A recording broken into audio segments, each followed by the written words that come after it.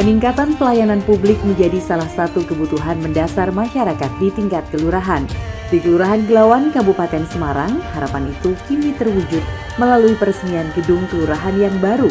Gedung ini dibangun untuk menghadirkan fasilitas pelayanan yang lebih representatif, nyaman, dan layak bagi warga. Mulai dari pengurusan administrasi kependudukan, pelayanan sosial, hingga kegiatan kemasyarakatan. Peresmian gedung ini turut dihadiri oleh anggota DPRD Jawa Tengah Komisi E Hajah Ida Nurul Farida bersama jajaran pemerintah kecamatan, perangkat kelurahan, dan tokoh masyarakat setempat. Halo pemirsa, apa kabar? Proaktif kembali menyapa Anda dan kali ini kita akan mengikuti kegiatan anggota Komisi E DPRD Jawa Tengah Ibu Ida Nurul Farida di beberapa lokasi. Dan lokasi yang pertama kita akan mengunjungi Balai Desa Gelawan untuk kegiatan peresmian gedung Balai Desa. Kita akan langsung menyapa beliau.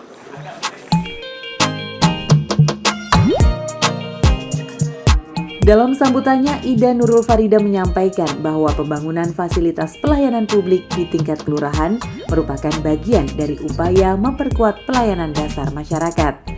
Keberadaan gedung yang representatif dan memadai diharapkan mampu meningkatkan efektivitas kerja perangkat kelurahan serta memberikan kenyamanan bagi masyarakat yang membutuhkan layanan.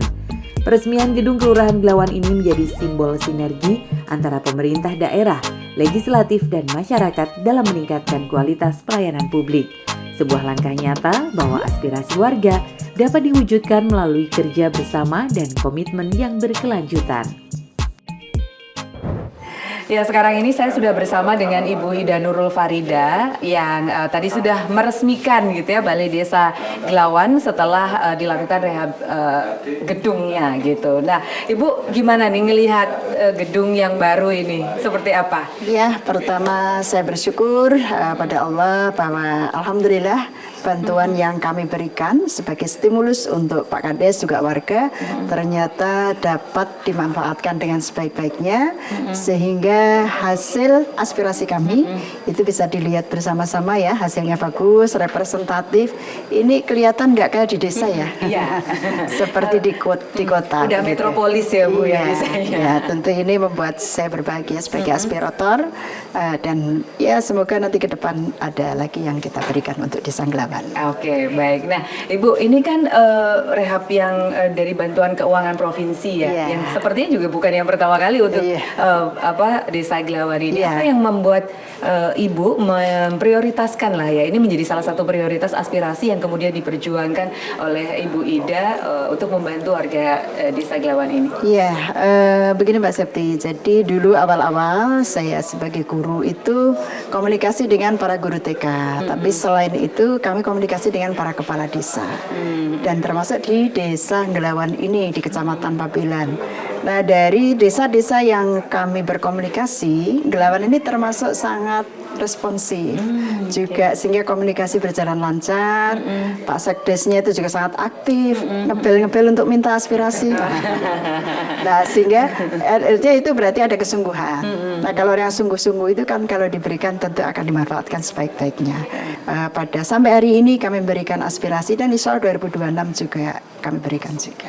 Berarti Ibu dalam proses pembangunan ini juga ikut memantau, mengawasi karena ini kan juga dan aspirasi bagian dari pengawasan gitu ya. Iya betul. Jadi bagian dari pengawasan kami, kontrol kami kan selain budgeting ada kontrol ya. Sehingga seluruh desa yang kami bantu tentu kami cek. Kalau nggak lewat Pak Sekdes juga perangkat-perangkat yang ada kami pantau sejauh mana pembangunannya dan sebagainya, dan kadang saya sidak gitu ya, nggak ada siapa-siapa saya nengok begitu ya. Nah, ada yang balai desanya kosong nggak ada orang juga ada. Gitu. Alhamdulillah ketika di sini ketemu banyak orang dan wujud bangunannya itu bagi saya memuaskan, sehingga saya berbahagia, bersyukur, dan ini tentu membuat saya ingin bantu lagi begitu Pak Kades. Ibu, terkait dengan apa yang sudah diusahakan ini gitu, apa harapan Ibu terkait dengan sekarang bangunan sudah oke, kira-kira standar pelayanan yang diharapkan untuk warga desa kan, karena ini bagaimanapun kan untuk pelayanan warga desa seperti apa yang diharapkan? Ya, tentu sarana yang baik kita harapkan untuk bisa memberikan pelayanan kepada masyarakat lebih maksimal. Jadi Jadi bagaimana kalau rumahnya sudah bagus, maka Pak Kepala Desa dan juga semuanya perangkat harus rajin ke kantor karena nyaman. Yang kedua tidak hanya rajin ke kantor, tapi berikan pelayanan maksimal ya.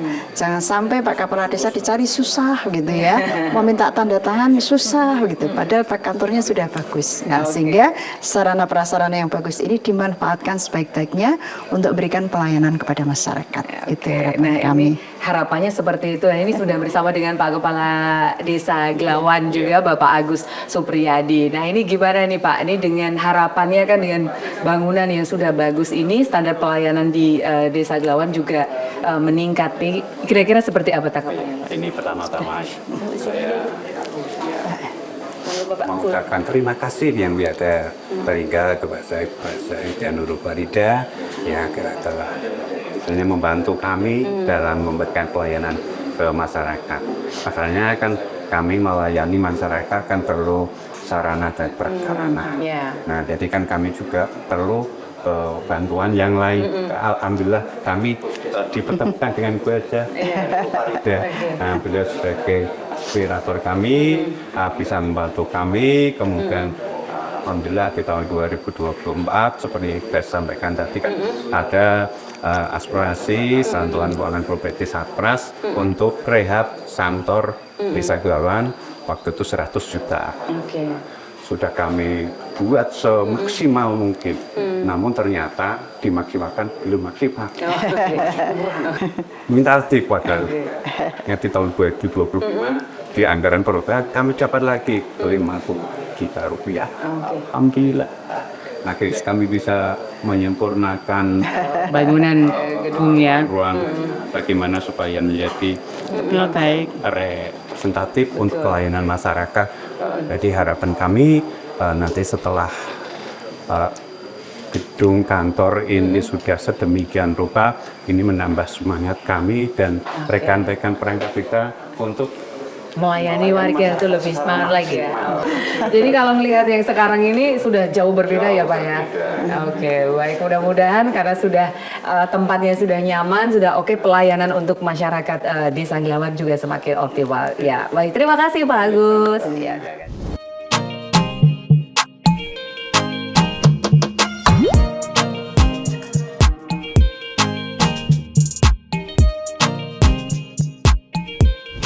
Ya, sekarang sudah bersama dengan Bapak Suryanto, camat dari Kecamatan Pabelan, Kabupaten Semarang. Ini Pak, camat bisa menanggapi apa yang hari ini sudah dilakukan. Tadi ada peresmian gedung baru dari Balai Desa Glawan. Tanggapan Pak Suryanto seperti apa? Saya selaku camat Pabelan tentunya mengucapkan terima kasih yang sebesar-besarnya atas dikelontorkannya Banku Keuangan Provinsi untuk rehab Balai Desa pelayanan masyarakat di Desa Glawan ini. Dan alhamdulillah kita bisa menyaksikan bersama kantor pelayanan desa semakin representatif, semakin bagus, dan harapan kami juga ini akan membuat pelayanan kepada masyarakat lebih optimal, lebih meningkatkan kinerja dari teman-teman perangkat desa di Desa Glawan ini. Nah, kolaborasi yang bisa diharapkan dengan anggota DPR di Jawa Tengah sendiri, tentu saja kan ada banyak yang bisa dilakukan. Apa harapan Bapak? Saya berharap bahwa nanti akan lebih banyak lagi banku provinsi untuk yang digelontorkan di wilayah Kecamatan Pabelan ini, tidak hanya di Glawan tentunya, desa-desa yang lain. Saya berharap termasuk juga mungkin balai desanya, pelayanan desanya agar lebih baik, bisa disalurkan di Kecamatan Pabelan wilayah kami. Baik, jadi nanti Kecamatan Pabelan juga semakin oke juga. Betul, semakin bagus. Ya, tenang. Baik, terima kasih Pak Suryanto. Terima kasih.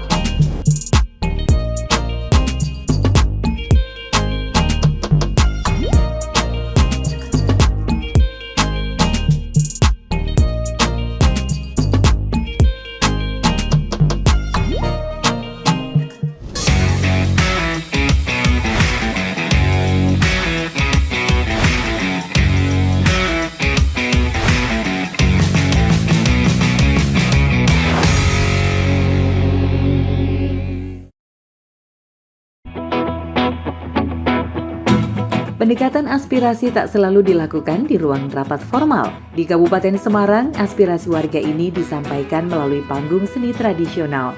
Dalam kegiatan sosialisasi peraturan daerah tentang pemajuan kebudayaan, anggota DPRD Jawa Tengah Komisi E Hajah Ida Nurul Farida menggandeng seniman dan masyarakat untuk menghadirkan ruang dialog yang lebih membumi. Pagelaran seni ini bukan sekedar hiburan, tetapi menjadi media edukasi sekaligus wadah penyampaian aspirasi masyarakat. Ya, ini kita sekarang di lokasi yang kedua kegiatannya Ibu Ida. Ini kegiatan apa nih Bu yang di tempat ini? Ya, alhamdulillah hari ini kita berada di Desa Giling. Hari ini kita akan mengikuti kegiatan pentas seni. Jadi kita ini kan ada sosialisasi perda melalui kegiatan tradisional. Jadi nanti ada tampilan, nanti mungkin sudah ada rebana, ada drum band, nanti ada drum black, ada tari topeng dan sebagainya. Ini bagian dari kita nguri-uri budaya kita. Oke. Oh, ini jadi adalah kegiatan sosialisasi perda tapi dikemas dalam melalui sarana media tradisional. Oh, sekali ya Bu ya. Ini Ini sosialisasi perda apa Bu yang disampaikan? Kemajuan kebudayaan. Kemajuan kebudayaan. Iya. Makanya menggunakan Ya, media budaya. Iya, media yang ada di masyarakat. Di sini kan ada tari-tarian tadi Pak Lurah sudah nyiapkan, ada tari topeng, ada drum break anak-anak, ada anak sekolah. Kemudian ada rebana dari masyarakat sini. Nah, ini semuanya adalah bagian cara silaturahim kami dengan masyarakat melalui kegiatan-kegiatan tradisional ini. Jadi juga sekaligus nguri-nguri budaya yang ada di sekitar kita. Oke, baik, ini kalau gitu kita boleh ikut lagi ya Bu ya. Siap. Ini dia mari melihat kesenian-kesenian tradisional. Assalamualaikum.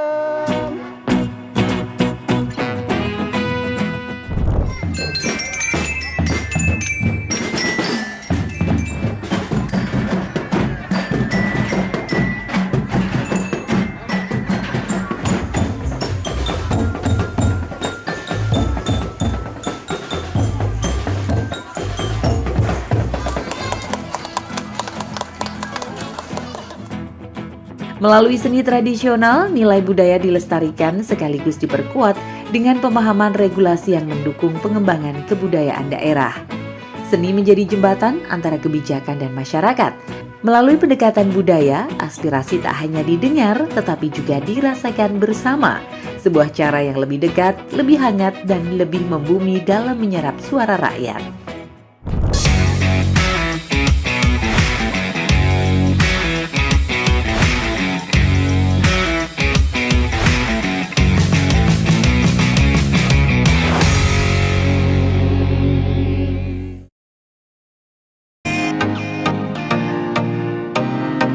Komitmen menyerap aspirasi juga terlihat dalam pertemuan bersama para kepala desa dan guru di Kabupaten Semarang. Berbagai persoalan disampaikan secara langsung kepada wakil rakyat. Dari kebutuhan peningkatan infrastruktur desa, dukungan program pemberdayaan masyarakat, hingga meningkatkan kualitas pendidikan dan kesejahteraan tenaga pendidik. Sebagai anggota Komisi E yang membidangi pendidikan, Ida Nurul Farida menegaskan komitmennya untuk menindaklanjuti berbagai aspirasi tersebut dalam forum pembahasan kebijakan di tingkat provinsi.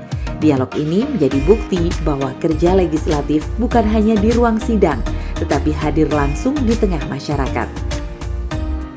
Nah, ini sekarang kita sudah ada di lokasi yang ketiga, masih bersama dengan Ibu Ida untuk mengikuti kegiatan beliau. Dan ini ada di mana Bu? Ini kita Bu namanya? Ini adalah di tempat wisata kuliner Kalibatur. Oke. Kalibatur, Kauman Kidul, Kota Salatiga.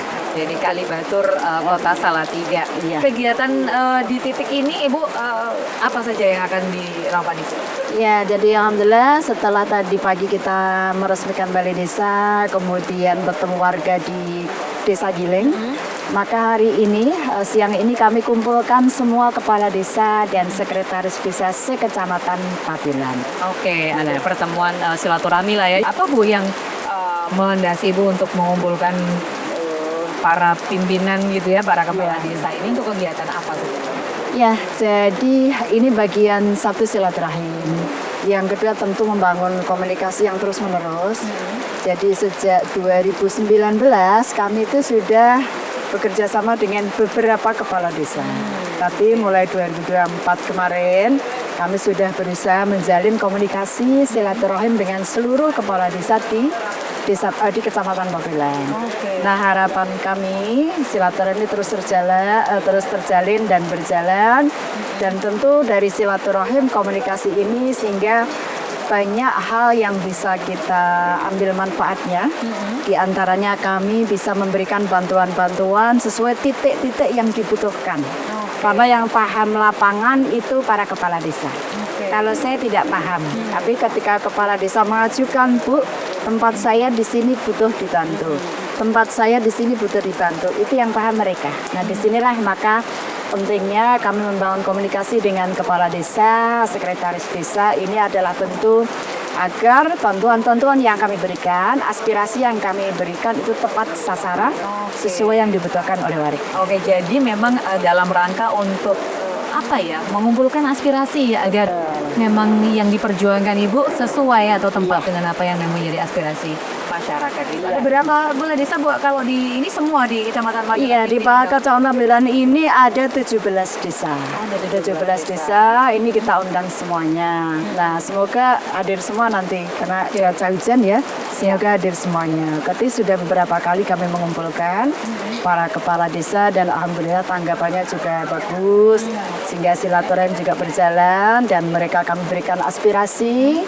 Alhamdulillah ini nanti juga akan kami sampaikan aspirasi-aspirasi yang kami berikan kepada seluruh kepala desa di Kecamatan Pabelan ini. Ada infrastruktur, ada kelompok-kelompok, ada komunitas, ya, ada sekolah, ada kelompok seni, kelompok tani dan sebagainya. Oke, jadi yang hampir semua kelompok juga ya di desa ya, Bu ya. Oke, nanti habis ini kita boleh ya untuk mengikuti kegiatan ini. Iya, siap, siap.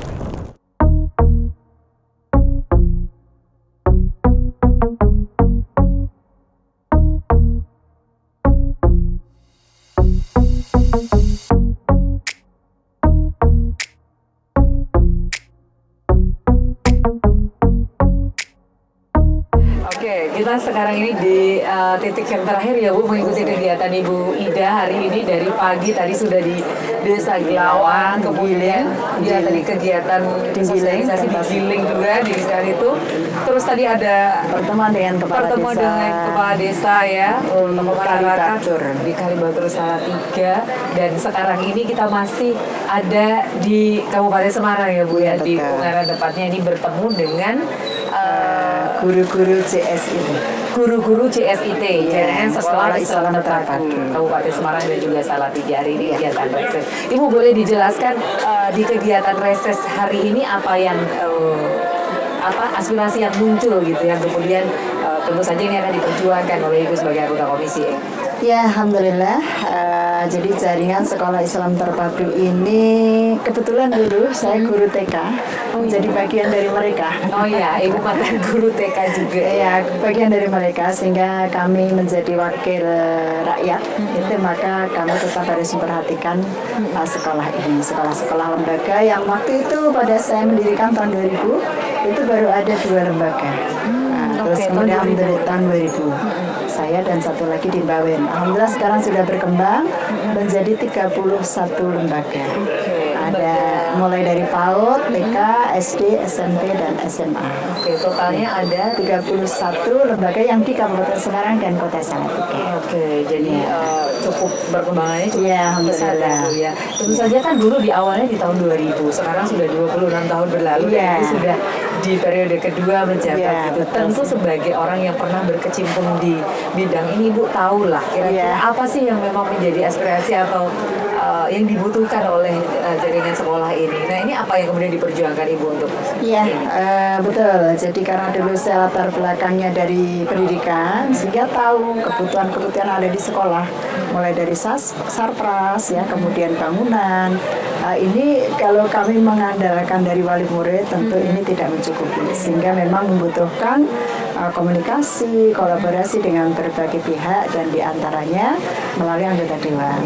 Dan dulu waktu kami masih kepala TK itu kan masih jarang ketemu dewan, itu susah dan jarang mendapatkan bantuan. Maka begitu kami menjadi wakil itu saya sudah tek begitu ya pikirannya, ini sekolah-sekolah yang di bawah CSIT yang dulu saya juga pengurusnya di sana, ini harus kita perhatikan. Ya, alhamdulillah 31 lembaga ini semuanya sudah kami berikan aspirasi, begitu ya. Tidak hanya 1 kali, dan 2 kali, 3 kali. Selain aspirasi yang berupa bangunan, juga ada yang sarpras, ada yang kegiatan. Ini alhamdulillah sudah hampir semua kami berikan. Dan tentu selain dari JSIT, kami karena kebetulan juga dulu ketua IKTKI, Guru TK Kabupaten Semarang, itu juga TK-TK yang ada di Kabupaten Semarang ini sudah lebih dari 250 kami berikan aspirasi itu. Ya, kebetulan di Komisi E, counterpart kita Dinas Pendidikan, sehingga ketika kita bicara tentang pendidikan itu masih terus nyambung. Oke, kalau di Kabupaten Semarang dan di Salatiga sendiri sebenarnya selain tentu saja bantuan pembangunan dan lain sebagainya, apa sih Bu kalau berkaitan dengan pendidikan yang memang saat ini memang masih harus diperjuangkan terus gitu Bu secara umum? Ya, memang secara umum karena sekolah-sekolah ini memang butuh sentuhan ya. Kalau kita sebetulnya sekolah-sekolah itu sudah mendapatkan BOP juga, bantuan operasional sekolah itu ada, tetapi biasanya itu hanya cukup untuk operasional kegiatan. Sementara untuk pembangunan, untuk sarpras, kalau di TK itu butuh perlengkapan APE, permainan itu, mereka biasanya ya nyari-nyari dari tempat lain. Nah, maka alhamdulillah kami yang pernah menjadi ketua IKTKI di Kabupaten Semarang itu akhirnya kami pun berikan kepada teman-teman guru TK, meskipun sedikit-sedikit, tetapi ya sangat membantu mereka. Kalau dulu tidak pernah mendapatkan bantuan, begitu ada guru TK yang jadi wakil rakyat, begitu ya, mewakili mereka. Sehingga mereka butuh perosotan, butuh APE, butuh laptop, butuh LCD dan sebagainya, itu kami berikan lewat bantuan. Aspirasinya kemudian bisa dipenuhi gitu. Betul ya. sekali. Ya, terima kasih sekali Bu sudah memberikan waktu buat kami untuk mengikuti kegiatan. Mudah-mudahan terus semangat dan terus bermanfaat untuk warga masyarakat. Kami juga matur nuwun sudah seharian ditemani dan semoga apa yang kita lakukan hari ini bisa memberikan manfaat yang lebih luas kepada masyarakat dan juga menjadi inspirasi bagi yang lainnya. Oke, terima Kasih Mbak Setu. Aspirasi yang disampaikan menjadi catatan penting dalam perjuangan kebijakan yang berpihak pada rakyat. Hadir di tengah masyarakat, mendengar langsung suara rakyat, dan memperjuangkannya di parlemen. Itulah komitmen yang terus dijalankan oleh anggota DPRD Jawa Tengah, Komisi E Hajah Ida Nurul Farida.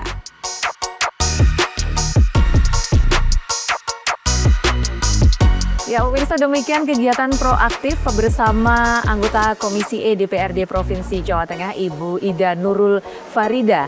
Kegiatan beliau sebagai wakil rakyat memastikan bahwa kebijakan pemerintah provinsi betul-betul menyentuh nadi masyarakat di berbagai lini. Saya Setulandari, terima kasih atas perhatian Anda. Sampai jumpa. Assalamualaikum warahmatullahi wabarakatuh.